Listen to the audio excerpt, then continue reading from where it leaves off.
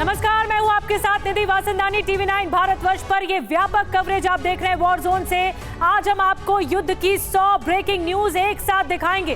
कैसे ये युद्ध भीषण होता जा रहा है, लेकिन पलायन के लिए भी अब बहुत कम समय रह गया है। लोगों को सेफ जोन पहुंचाने के लिए भी बहुत कम समय रह गया है। और आगे बढ़े, आपको इजराइल गाजा जंग की वॉर रिपोर्टिंग दिखाएं उससे पहले देखिए 10 ब्रेकिंग न्यूज इस वक्त की कौन सी हैं। पहली बड़ी खबर, इजराइल युद्ध पर सबसे बड़ी खबर है ये, बंधकों की वजह से नहीं रुकेगा हमला। एयर ग्राउंड अटैक जारी रखेगा इजराइल। हर बंधक की रिहाई के लिए कोशिश जरूर जारी रहेगी।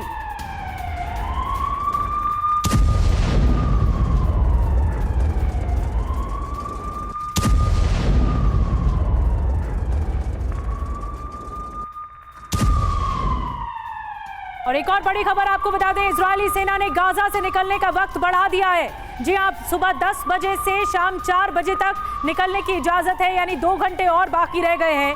और इसके मुताबिक, भारतीय समय के मुताबिक, और अगर ये देखा जाए तो 10 बजे से शाम 4 बजे तक ये 6 घंटे का और समय बढ़ाया गया। हालांकि सुबह 9 बजे ये मियाद खत्म हो गई थी इजराइल की तरफ से, लेकिन इजरायली सेना के प्रवक्ता का बयान आया, अमेरिका की अपील के बाद ये समय बढ़ाया गया है।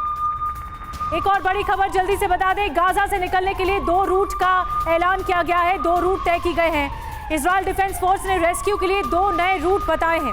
उत्तरी से दक्षिणी गाजा जाने के लिए रूट तय किए गए हैं। 6 घंटे में बाहर निकलने के लिए रूट बताया गया है। और आपको बता दें, एक और बड़ी खबर, एक और ब्रेकिंग न्यूज, इजराइल के खिलाफ हमास की सीक्रेट आर्मी। हमास के पास खूंखार लड़ाकों की एक अलग टीम है। न्यूज एजेंसी रॉयटर्स की रिपोर्ट में दावा किया गया है, इजराइल सीक्रेट आर्मी से अनजान।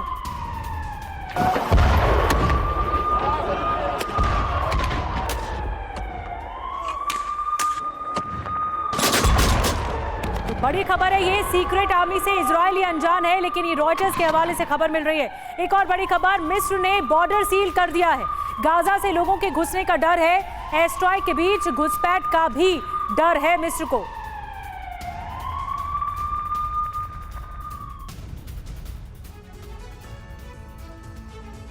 और इस वक्त मनीष झा हमारे साथ सीधे जुड़ गए हैं ग्राउंड जीरो से। एक बड़े स्तर पर इस वक्त मनीष पलायन देखने को मिल रहा है।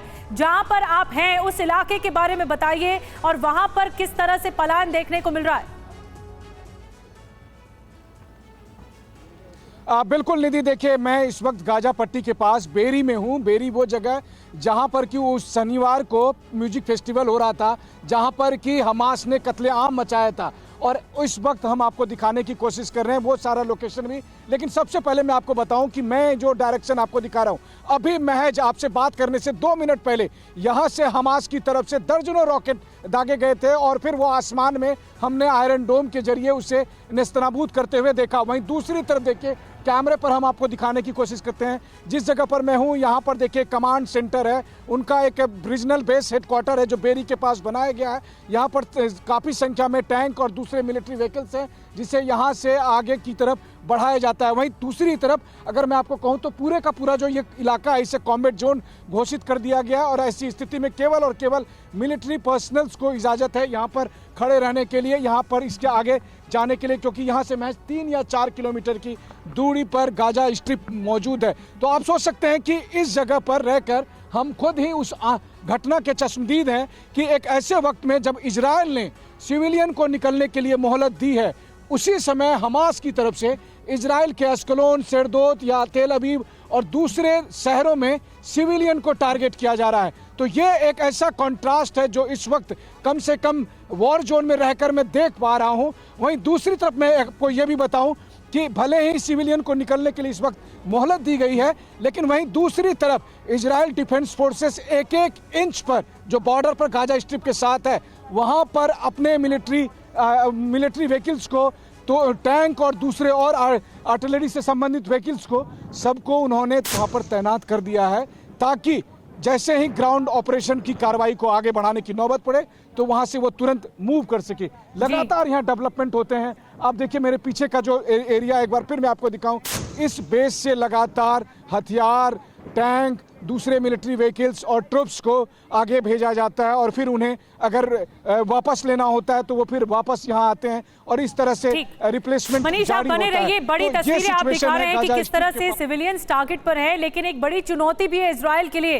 कैसे सिविलियंस को एक सेफ पैसेज में ह्यूमन कॉरिडोर बनाकर उन्हें सेफ पैसेज पहुंचाना एक बहुत बड़ी चुनौती होगी। मनीष, आप बने रहिए, आपके हमारे साथ एक बड़ी खबर आ रही है, उसके बाद आपके पास फिर लौटेंगे। गाजा में 1300 से ज्यादा इमारतें तबाह हो चुकी हैं। गाजा में तबाही पर यूएन का, यूनाइटेड नेशंस का बयान आ गया है। बमबारी में इमारतें तहस नहस हुई हैं। देखिए, यूनाइटेड नेशंस भी लगातार एक्टिव है, जो कि इस वक्त गाजा के हालात है उस पर नजर बना के रखे हुए है और इमारतें तहस नहस हुई हैं। ये यूनाइटेड नेशंस ने इस बात को लेकर आगे बयान दिया है। एक और बड़ी खबर, गाजा में फिर बमबारी से तबाही मची है। एक बार फिर बमबारी हुई है, जो जानकारी मिल रही है। बमबारी में कम से कम 70 सिविलियंस की मौत हुई है। सिविलियन कार पर की गई बमबारी, जहां से सिविलियन गुजर रहे थे वहीं उस कार पर हमला किया गया, कारों पर हमला किया गया और ये बताया जा रहा है कि यहीं पर बमबारी की गई। देखिए तबाही कितनी ज़्यादा मची है, तस्वीरें देखिए, वाकई हिला देने वाली ये तस्वीरें हैं। एक एक कार में आग लगी हुई है और पूरा ये इलाका तहस नहस हो चुका है।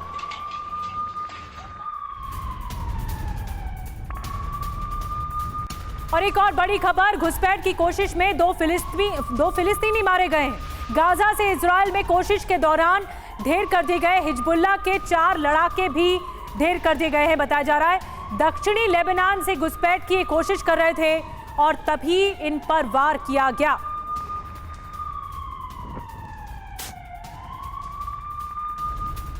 और एक और बड़ी खबर आपको बता दें, हमास ने जंग से पीछे हटने से इनकार कर दिया है। इजराइल पर लगातार रॉकेट दाग रहा है हमास। अगले 24 घंटे में युद्ध के और विध्वंसक होने के आसार हैं।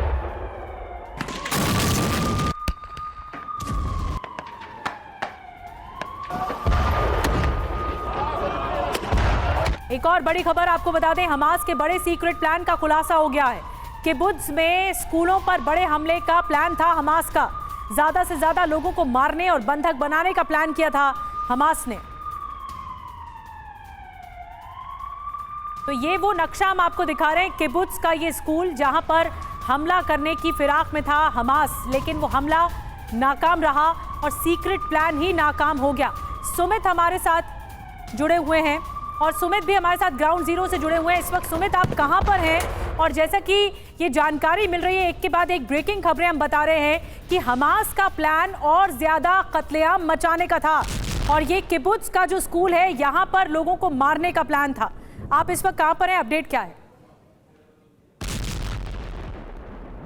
देखिए, मैं आपको बताऊं कि जिस जगहों के बारे में आप बात कर रही हैं, कल ही हमने आपसे ग्राउंड रिपोर्ट दी थी, जहां चाहे वो किबुत्ज हो, चाहे वो लगातार बैरे हो, ये वो इलाके हैं जहां पर सबसे ज़्यादा मैस्कर या फिर सबसे ज़्यादा लोगों को मारा गया था। 250 लोगों को एक जगह जहां पार्टी मना रहे थे एक साथ मारा गया। 260 से ज़्यादा जब हम वहाँ पहुँचे तब वहाँ से लाशें निकाली जा चुकी थी। उसके अलावा बैरी का जो इलाका जहाँ पर कमांड सेंटर बना है, हमने अंदर से जाके स्पेशल फोर्सेज के साथ वहाँ पर दिखाया कि क्या कुछ तैयारी। और जिन स्कूलों की आप बात कर रहे हैं, दरअसल कोशिश यही थी बिल्कुल कि कैसे उन इलाकों से निकलकर गाड़ियों की मदद से वो आगे पहुंचेंगे, ज़्यादातर बच्चों को, यूथ को टारगेट करेंगे और कोशिश यही थी कि रिहायशी इलाकों में जितना हो सके गदर मचाएंगे और फिर उसके बाद आगे के इलाकों में बढ़ते चले जाएंगे। लेकिन कई जगहों पर उनकी जो पीछे की टीम थी, बैकअप जो थे, उन तक नहीं पहुंच पाया। अदरवाइज जो हमास की तैयारी थी वो बहुत बड़े लेवल पर थी। हमास की तैयारी थी ज़्यादातर कैजुअलिटीज़ को देना। और अगर आप देखें मोटे तौर पर, मैं आपको बताऊं, कल जब मैंने किबुत्ज में या बेरी के अंदर रिपोर्ट कर रहा था तब मैंने ये दिखाया उन तस्वीरों से, उन टेंट्स में जहां पर वो बच्चे रुके हुए थे, उन मोबाइल टावर्स में जहां पर वो जाकर छुपे, अंदर से निकालकर उनको मारा गया, ग्रेनेड्स अंदर फेंके गए। तो एट्रॉसिटीज जो थी या फिर जो उन पे जो जिस तरीके से उन पे कत्लेआम किया गया वो बहुत ज़्यादा भयानक था। कल भी वहां पर जो स्नीफर डॉग्स थे, स्पेशल फोर्सेस की टीम थी, वहां पर ये देख रही थी कि क्या यहाँ पर लाइव बॉम्ब्स तो नहीं लगे, क्योंकि कई जगहों पर हमास ने निकलने के बाद लाइव बॉम्ब्स प्लांट कर दिए थे और उनको ये लग रहा था कि अगर आने वाले वक्त जब भी वो यहाँ से अपडेट हम तक पहुंचा रहे हैं और उन इलाकों पर आप जानकारी दे रहे हैं जो वाकई जो सबसे ज्यादा हॉटस्पॉट बने हुए हैं। सुमित, आप नजर बना के रखिए, आपके पास दोबारा आएंगे। फिलहाल शुक्रिया सुमित आपका भी और मनीष आपका भी, दक्षिणी इजराइल से जो एक जानकारी दे रहे थे TV9 भारतवर्ष के ये दोनों सहयोगी।